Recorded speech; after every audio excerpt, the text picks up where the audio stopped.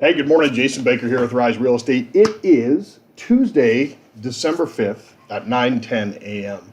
Now, I am supposed to be on the phone right now, and I've already made some contacts this morning, and I'm going to hit my 15 today.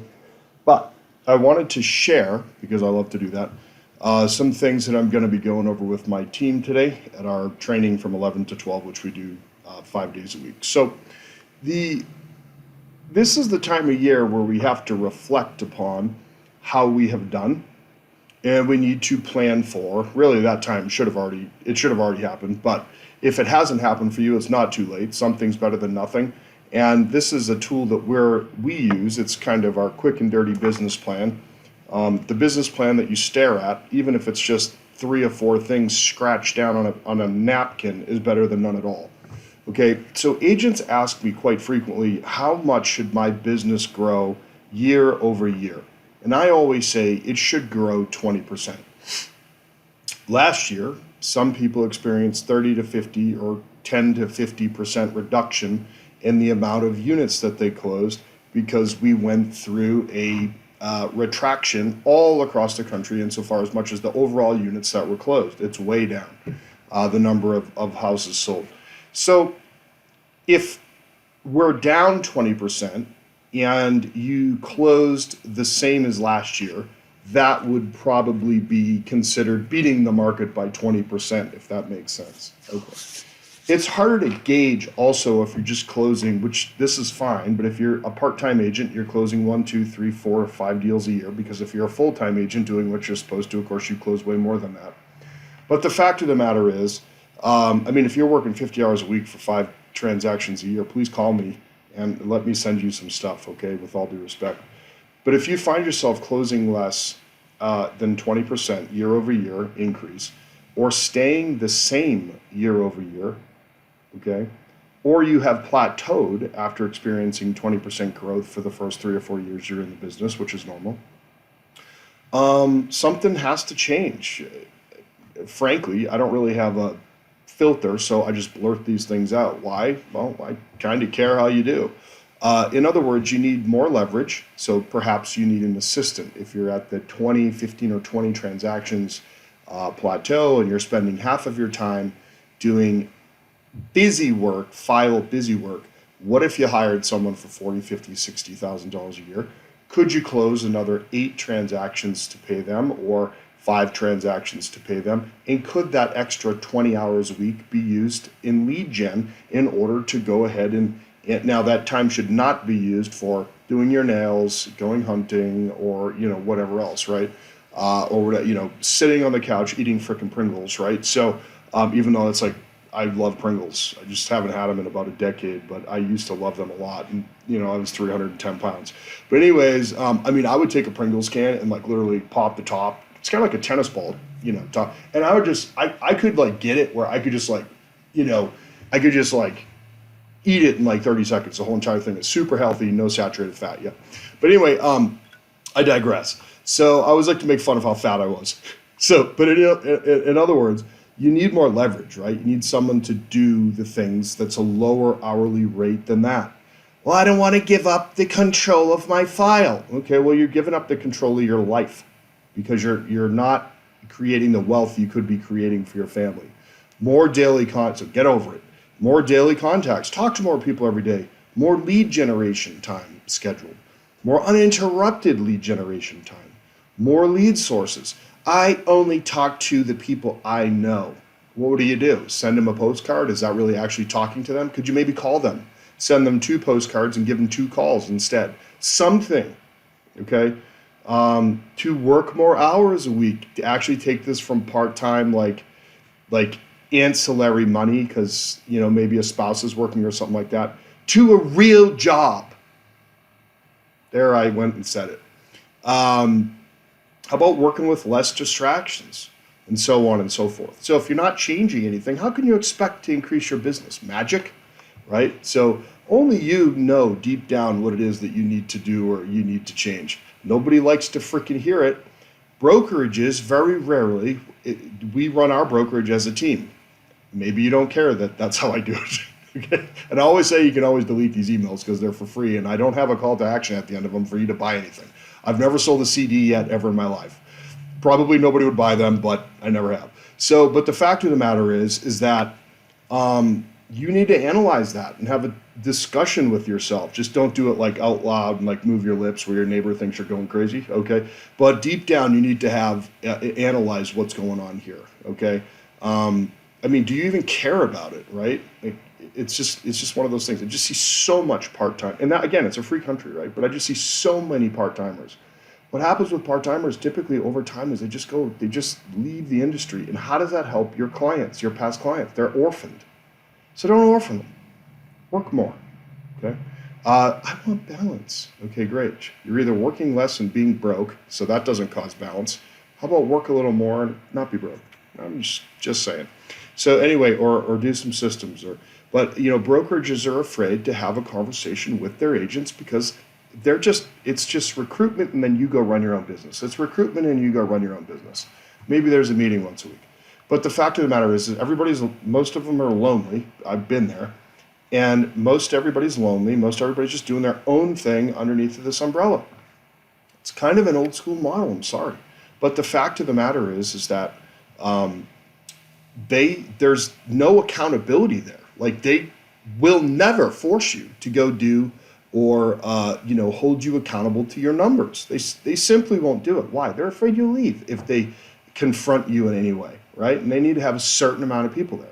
Well, it just creates a loneliness, and it creates, oftentimes an air of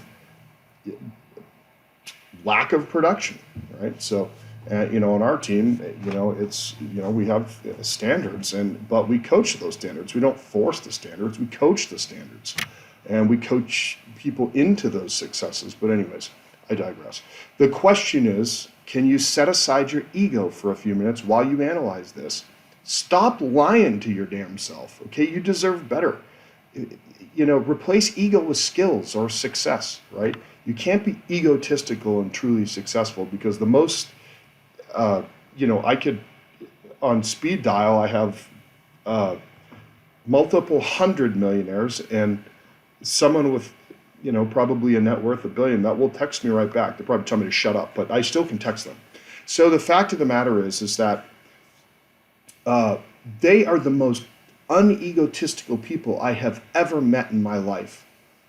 And so the people who are the most successful, truly, if they really felt successful, they would not have an ego. So the fact is they probably don't. But anyway, if you want to go fast, go alone. If you want to go far, go with others. Join a team. Join someone who holds you accountable. Start your own team, right? It's not brokerage. So often this time of year, brokerage shopping happens. And I go, they're not going to do anything different at this other logo than they're doing at the last logo. Like, if you're thinking about changing and you're not going to change anything about yourself, you think some magic brokerage is going to do something different for you, give me a break. If you literally do nothing different, nothing changes. I hate to break it to you. But I'm always the guy that breaks it to you because, again, I don't have any filter. Sometimes the people who break it to you are the people who give a shit. But anyways, so if you want to go far, go with others. How was it? In a declining market, we beat our numbers last year, substantially. How did we do that? I want to talk more about how we did that, but one of the ways is tracking, okay, and teamwork. Number one, what you should do, and I'm going to include this link in the bottom of the email. Sorry, my voice is hoarse. I've been screaming at my dog and giving him hand signals while he's picking up mallards. I have built a life where I can basically take 3 months off, except by appointment only, for 3.5 months. I probably hunt 70 or 80 days out of a 107-day season. I definitely hunt 70, but I try to hunt 80 to 90 days of a 107-day season. I have houses throughout the state where I can go that I own that I can go and stay in, and this is just how I did this. I got coaching when I first started in the industry, and I talked to a lot of people every day for a very long time, and so that's how I made that work for me. But I have a life right now that I never thought I would ever have. I take so much time off. I do not work weekends. I do not work late at night. everything is on my time, and it's just the most peaceful life. And so I'm trying to teach people how to have a peaceful life, and so part of that is some initial confrontation, and a lot of people can't handle it, and a lot of people don't like it. But anyway, transaction goal for 2024 is X. Please write that in there. Number 2, the income goal for 2024 is X. Please write it in there. The other thing you could do is just delete this whole thing, and you don't have to do any of it if you don't want to. Listing goal, I'm never going to know if you did it. Listing goal for 2024, how many listings do you want to take? Buyer sides for 2024 is how many you want to take? Total listings taken in 2023. Please analyze that. If you don't know that, you're not running a business. You should know that right away. Okay, total listings sold in 2023. Divide those two numbers and get your ratio of sold listings versus taken listings. You need to know if you're overpricing. That's the reason why you do that analytic. Total buyers sold for 2023. Total gross income for 2023. Let's talk about gross income. Stop talking about gross income. Put it in there. But then don't ever think about it ever again. Why? All that matters is what you bring home, for goodness sakes. The number 9 is ego. Yes, you need to do it to figure out, to subtract some things from it. But number 9 is ego. Everybody loves to talk about their gross income, and then anybody want to talk about their net, right? Because out of that comes the brokerage split, your true business expenses, which is not your car or your truck. I'm talking about actual true advertising, rent, tech, leads, all of that, brokerage split, all of that. Add that all up and then put a dollar number in there. I'd go a step further there and figure out what that actual percentage is. So are you taking home 30% of every check, 40% of every check? That's what you need to figure out. How your income should be broken down. Quite frankly, if a $10,000 check comes in from title, you should take $5,000 and pay yourself right off the bat. The rest should go into a business account. Okay, and you should be able to live within the means of that 50%. All right, that is how that should be broken down. If you want more information on that, please reach out to me. Number 11, total listings carrying over into 2024 current that you have right now, and then the total pendings that you have right now. The next thing that we're going to be writing down is we're going to be writing down our top 3 KPIs. So for my business is to grow my team to 15 agents. Currently, we have 8 plus my wife and I.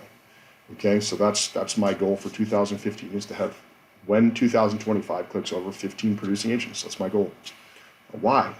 I don't know. I find no satisfaction in running a business, just me, putting my name on everything and doing that. Some people just want to close 20 transactions. Fantastic. Throw that in there. Key performance indicators are your goal for 2024. Things you want to, things that you'll know, like the performance that, like, you'll know. It's basically, it's a fancy way of saying your goals, okay? The second thing I want to do in my business is I want to improve. I want all of my agents to be closing a minimum of 24 transactions. So I want to increase their per agent production to 2. Some will close 3, some will close 1, but I want the average to be 2. Will we get there? I don't know. Hope so. Okay. Number 3, the third thing that I want to do is I want our clients to give us a standing ovation at the end of the transaction. I want them to literally stand up at the closing table and freaking start clapping. I want it to be that good. Okay.